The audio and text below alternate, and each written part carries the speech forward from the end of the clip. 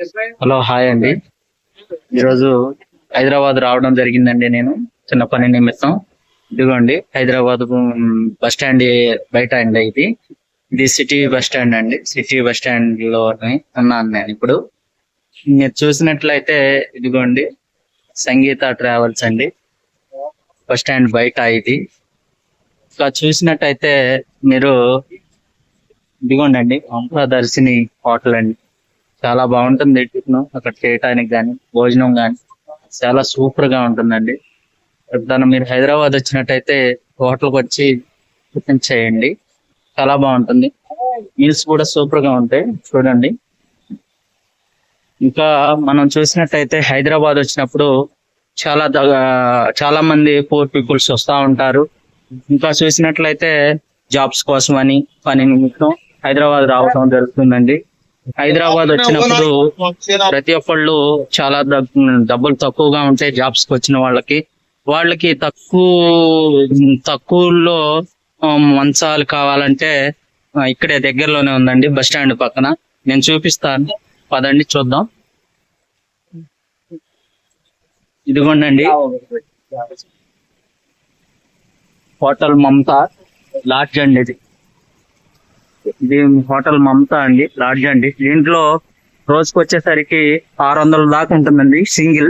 Non AC అండి. ఇంకా చూసినట్లయితే ఇదిగోండి హోటల్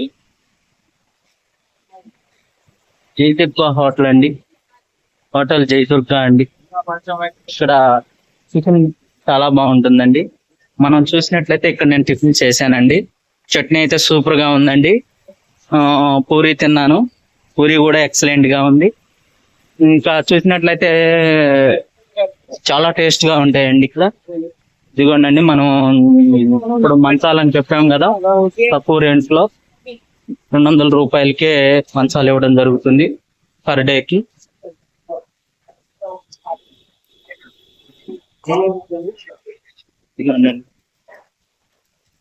ఇదేనండి దేవి రెస్ట్ హౌస్. చూసినట్లయితే మంచాలు 200 రూపీస్కే రావడం జరుగుతుంది ఇక్కడ. లోపల ప్లేస్ అండి, ఫెసిలిటీస్ ఇలా ఉంటాయండి. 200 రూపీస్కి ఇలా ఉంటుంది జరుగుతుంది.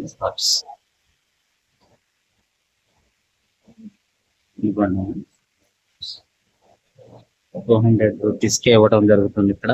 చాలా తక్కువగా వస్తాయండి. ఎవరైనా ఇక్కడ హైదరాబాద్ వచ్చినప్పుడు ఇబ్బంది పడుకోకుండా ఇక్కడికి వచ్చి 200 రూపీస్కే మీరు మంచం తీసుకోవచ్చండి, చాలా బాగుంటుంది.